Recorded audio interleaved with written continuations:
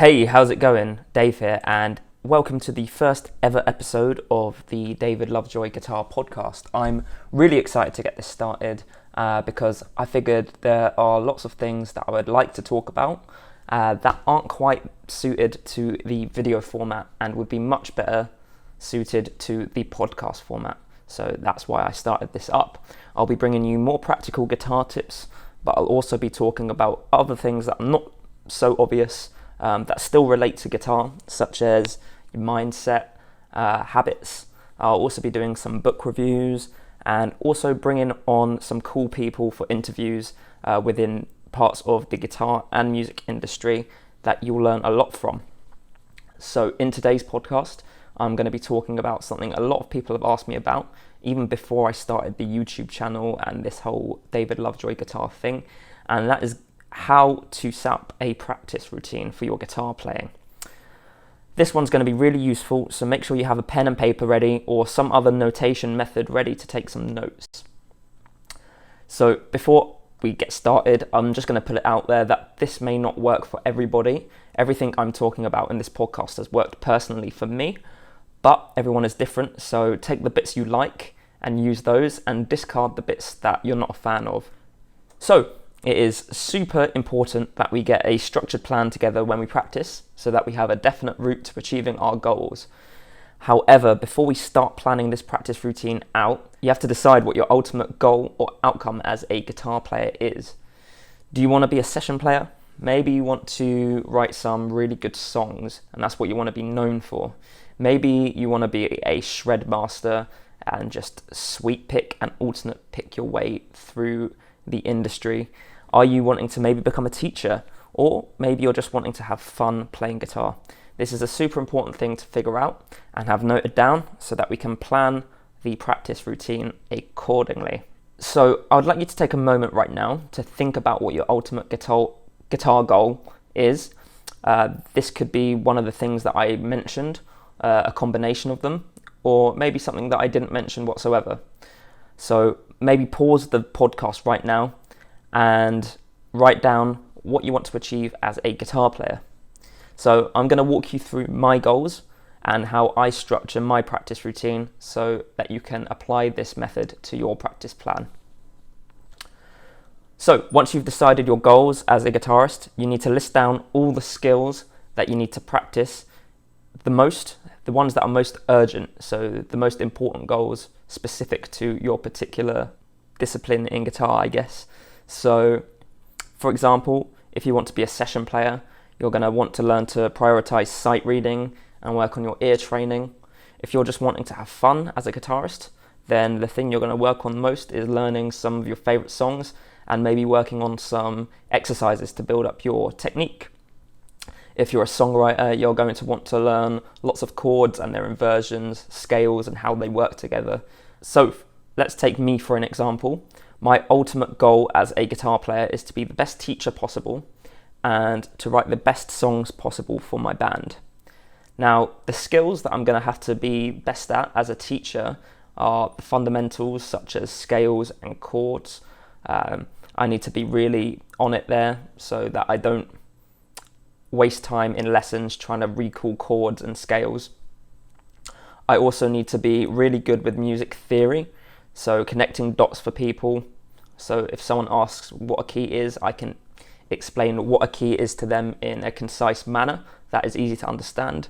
I need to be good at lots of different techniques such as sweep picking, alternate picking, tapping, fingerstyle, strumming, and need to know all the mechanics behind all of these techniques so that I can pass the knowledge on effectively. Now, I don't need to be the best at these particular techniques. I just need to be proficient enough to be able to teach them. I'm not looking to be the next Eddie Van Halen whatsoever, but if that is your goal, then you might have to prioritize these things and focus on them more than others. And this is where making sure we have the right end goal becomes important. So, as well as being a teacher, I said I want to be the best songwriter possible. So the skills I'd need to learn or I'd need to practice and prioritize are writing songs and learning new techniques for writing songs.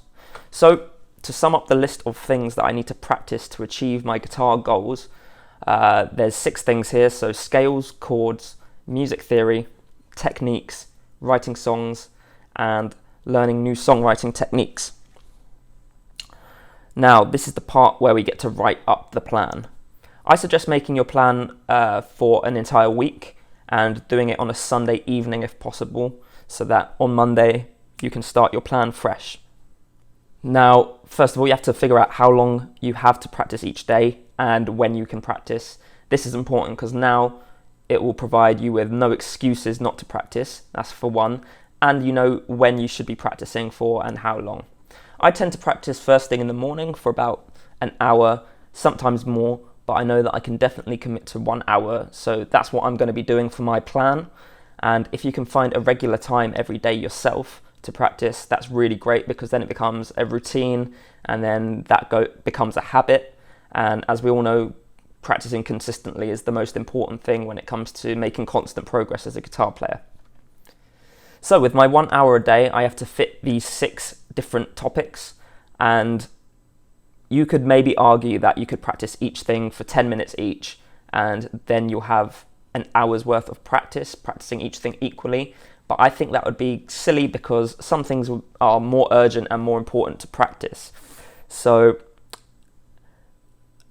out of all the techniques and all of the things that you need to learn, you're going to prioritize two or three of these things for the week. And for me, I've neglected running over all my scales recently, so I'm going to go over those mostly, and also some songwriting, because I haven't written any songs recently, so that is something I'm going to focus on more than anything else. So these things I'm going to do every single day. And the other techniques, so like learning my sweep picking and alternate picking, doing the music theory, learning chords, and learning some new songwriting techniques, I'm going to fit those in where I can, but they're not going to be the main priority of my practice. So what I like to do is block my practice into 20-minute sections. You could maybe do 15 minutes or 25 minutes, depending on how much time you have to practice. But I'm doing it in 3 blocks of 20 minutes, which equals an hour.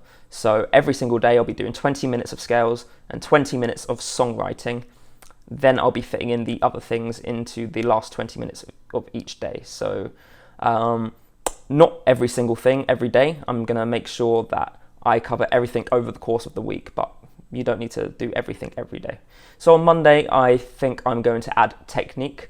So I'm going to work on some finger picking on Monday, in addition to my songwriting and scales. Then on Tuesday, in addition to my songwriting and scales, I'm going to learn some more music theory, and something I've been meaning to get a little bit better at, because I kind of grasp it but don't have it fully, is negative harmony. So that's something I'm going to do. On Wednesday, in addition to my scales and my songwriting, I'm going to learn some new chords. So I'm going to learn some different voicings and inversions for dominant chords. Thursday, in addition to the songwriting and scales, I'm going to learn some new songwriting techniques. And I think for this, what I'm going to do is I'm going to watch some film scoring videos on YouTube, and then I can apply that into the songwriting section of my practice routine. So I've covered everything now, and it's only Thursday, so Friday, Saturday and Sunday I can just choose which things I want to practice more than others. So on Friday I'm going to work some more on finger picking, Saturday I'm going to work a bit more on the negative harmony stuff, and Sunday I'm going to learn some more chord shapes for dominant chords. So there we go, we have a weekly practice plan sorted out. So just to quickly recap, every day I'm practicing scales and songwriting, and then for the last 20 minutes, I'm picking a different subject each day. So that's basically how you create your practice routine. Obviously, you have to tailor it to yourself and what your goals are. Your practice routine is probably going to end up looking completely different to mine, and so it should. So I'm going to give you a couple of extra tips that you can use in addition to the plan that I have shown you today. So these are things you should think about that are not necessarily to do with planning your practice routine, but they are going to help. So let's talk about your practice environment. You will undoubtedly get the best results out of your practice when you practice somewhere free of distractions, where you can focus fully on your instrument. Ideally, you want to put your phone on airplane mode and close all of those social media tabs from your computer or laptop. You can fall into a massive rabbit hole when you just check one notification on Facebook. I know that happens to me. And then when you go back into practicing, it will take a large amount of time to get back into a fully focused state. So that's definitely a tricky one for me. So I thought I'd mention it here. And maybe that's something you need to focus on as well. Maybe it's not. Maybe when you practice, you are in a fully distraction-free environment, and that's great for you. Another thing that I suggest you should do in addition is tracking your progress. Now, this is a really big one. I really recommend doing this for a few reasons. You can see your improvement over time, which is very motivating and will make you feel good about how far you've come as a guitar player. And also, you can see exactly what you need to do to be better than last time you've practiced. Not tracking your progress could lead to you repeating things that are unnecessary, or not remembering what speed you got to in a certain lick, or something else like that. What I do is I have a physical notebook that I use, but you could use a spreadsheet or like some software or a notepad on your phone. I'll write the date, and then I'll note down everything I've practiced and include where I got to in my practice. So for example, if I'm learning from a book, then I can write down I spent 20 minutes with this book and got to page 37. Or if I'm practicing a lick, I could maybe say I spent 20 minutes on this lick and made it up to 130 beats per minute with the metronome playing 16th notes. As you can see, I've added a lot of detail, and the more details that you add, the better, because then you can keep measuring yourself and getting better each day. So another thing that I suggest you do is recap all the basics on a regular basis. When you neglect practicing a particular thing for a long time, it may surprise you that you've completely forgotten what you learned. I often experience this vicariously through my guitar students. When I've been teaching things for a few months, and then we have a bit of a recap session, and there are some holes in their memory, because obviously they've been focusing on the new stuff constantly. So what I reckon you should do is schedule in a day or two every month just to go over the very basic scales, chords and techniques you learned at the very beginning of your journey, all the way up to where you are now, so that you never forget them. Luckily for me, as a guitar teacher, I'm teaching students at all levels all the time, so that's my way of constantly reminding myself of the fundamentals, and I'm pretty solid on them. Another tip would be to try things out of your comfort zone. So for a long time, when I was growing up, I exclusively played metal because that was all I listened to. But then when I started learning new genres, I kind of discovered that I had a real passion for playing things like blues and neo-soul. Now, I'm not the biggest fan of these genres, but when I play them on guitar, I have a real blast. So the lesson here is not to bash something until you've tried it. You'll never know what you might end up enjoying. So again, I'd suggest once or twice a month, scheduling in a day where you learn something completely new. So some things I've not tried before, believe it or not, that I'm going to schedule in the near future are slide guitar and gypsy jazz. Two things that really don't seem like my thing, but again, I won't know until I try them and give them a go. So to conclude, I fully believe that if you follow the plan laid out in this video, you're going to see some real significant progress. And if you've been stuck in a guitar rut, this may just be the thing that gets you out of it. Really being able to think about your goals as a guitar player and really plan things out accordingly. So let me know how this works out for you. One thing to remember before we finish up though, let's never forget why we started learning guitar in the first place, and that was to have fun. Any extra time you can put in to have a casual jam by yourself or with friends is time well spent. And I know for some people, this whole practice routine thing, like planning out a practice routine, can become a chore. I'm fully aware of that. Me personally, I love writing out a practice plan that's really specific and just sticking to it. That's where I get a lot of my fulfillment out of playing guitar, but I can see how maybe some people might not like that. So if you do kind of start to resent having a practice routine, then you have to remember that guitar is about having fun, so don't stick to it. Stop sticking to it. Go back to doing what you were doing before where you are having fun playing guitar. And then if you're feeling motivated again to come back to the practice routine and stick to it, then you can come back. That's very important because we don't want to lose our passion for guitar whatsoever.